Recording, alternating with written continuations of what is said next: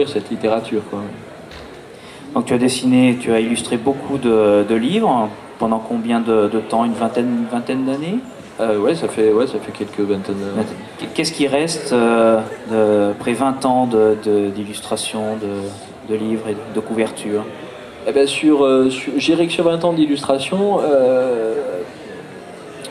il y a eu de grandes périodes de doute quand même. Bon, ça continue un petit peu à m'assaillir de temps en temps.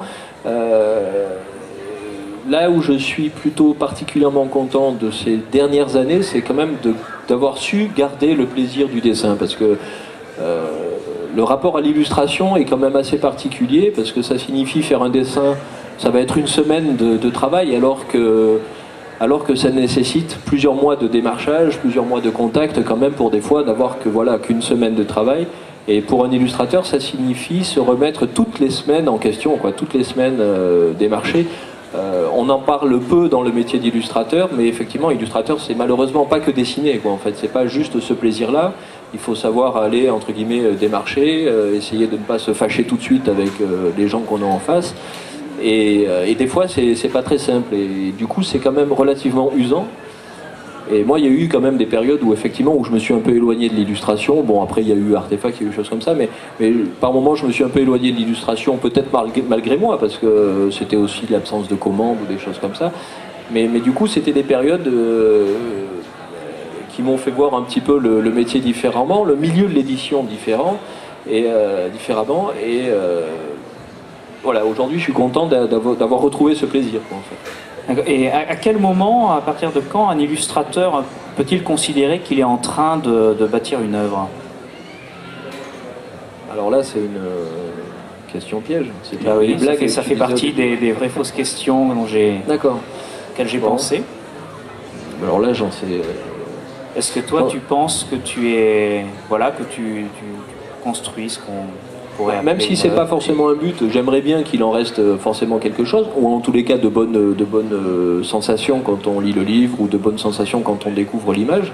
J'ai la chance de rencontrer quelques auteurs qui me permettent d'avoir des retours sur leur œuvre, et puis sur, entre guillemets, le papier cadeau que j'ai mis autour. Donc quand c'est de super bons retours, ça fait vraiment très plaisir, effectivement. Donc voilà, ne serait-ce que ce rapport-là déjà est assez important pour moi, parce que l'auteur est vraiment celui que j'ai envie de surprendre en premier, quoi, en fait. Mais après, ce qu'il en reste,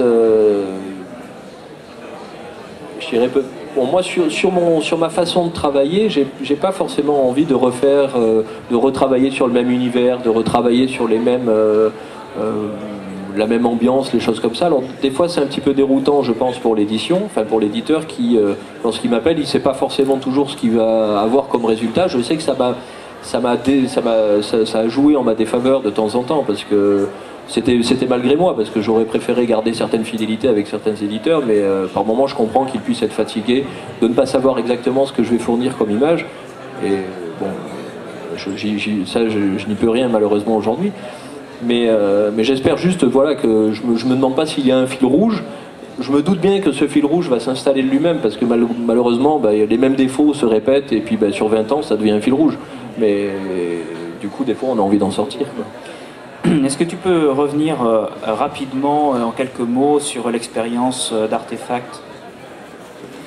Alors l'expérience d'Artefact, voilà, écoute, c'est toujours une chouette idée au départ qu'on a eu il y a 10 ans aujourd'hui, quasiment, avec Philippe Joselon, à l'époque Sandrine Gestin, Hubert Delartigue et Manchu par exemple, où on s'était dit, tiens, le métier est quand même assez difficile en soi, on retrouve un petit peu des difficultés communes, des façons de procéder communes, pourquoi pas mettre quelques dialogues, instaurer quelques dialogues, et c'était une façon de se réunir et d'essayer, entre guillemets, de faire la promotion de l'illustration en France, parce que je trouve que ça manquait à l'époque.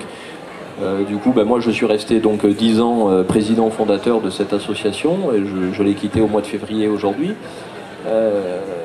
Elle va voler de ses propres ailes, et pour l'instant ils sont en train de se remettre un petit peu de reprendre des habits neufs, quoi, je dirais.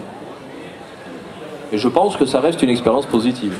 En tous les cas, même pour le milieu de l'édition française, et ne serait-ce que pour avoir créé une bande de copains liés par le même amour du dessin. parlant d'expériences importantes et marquantes, j'aimerais en venir à votre dernier travail. On va peut-être laisser sur la table. Il s'agit du Chant du Troll que quelqu'un nous a volé subrepticement. C'est un ouvrage écrit par Pierre Bottero que tu as illustré. Il y a quelques images. Voilà quelques images du Chant du Troll, dont certaines inédites. Merci mademoiselle de nous prêter votre exemplaire du Chant du Troll. J'espère qu'on ne s'est pas fait de pire. Donc voilà, c'est une actualité puisque paru il y a 3 semaines à peu près, hein, pas davantage. Oui, le 20 octobre. Ouais. Et donc il s'agit du dernier texte vraiment personnel de Pierre Bottero que tu as... Enfin bon. Vas-y. Non, je dis que je suis particulièrement touché de te voir présenter ce livre aujourd'hui. Mais de la petite aparté. Et c'est quelque chose de très nouveau dans ta carrière, c'est quelque chose de très différent de ce que tu nous as habitués à produire. Est-ce que tu peux en présenter brièvement la genèse, le point de départ? En fait, le point de départ, comme je l'avais suggéré au début dans un des remerciements que j'avais envoyé à l'éditeur,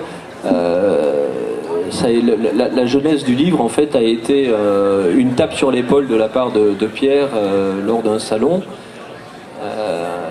en me disant viens mon coco, on va discuter 2 minutes en fait.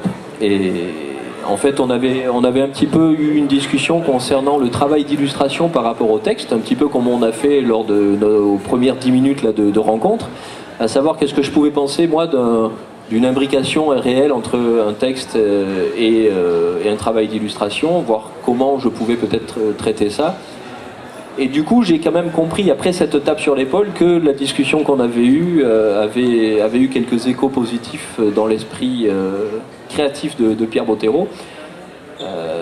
Parce qu'il tenait en fait à créer un livre particulier autour d'un texte qui lui tenait à cœur, mais qui était trop court entre guillemets pour en faire un roman complet, et qui était particulier pour différentes raisons, et donc il souhaitait pouvoir le présenter différemment. Et lorsque donc l'on s'est rencontrés, on a un petit peu échafaudé quelques plans sur la comète, les plus fous les uns que les autres, en se disant de toute façon on va le faire pour nous. Qu'importe si on trouve pas d'éditeur, qu'importe l'éditeur à qui on va le confier, on va tâcher de s'amuser, de faire un ovni, et puis advienne que pourra. Donc avant tout c'était le plaisir de travailler à deux, comme le même plaisir que tu connais bien.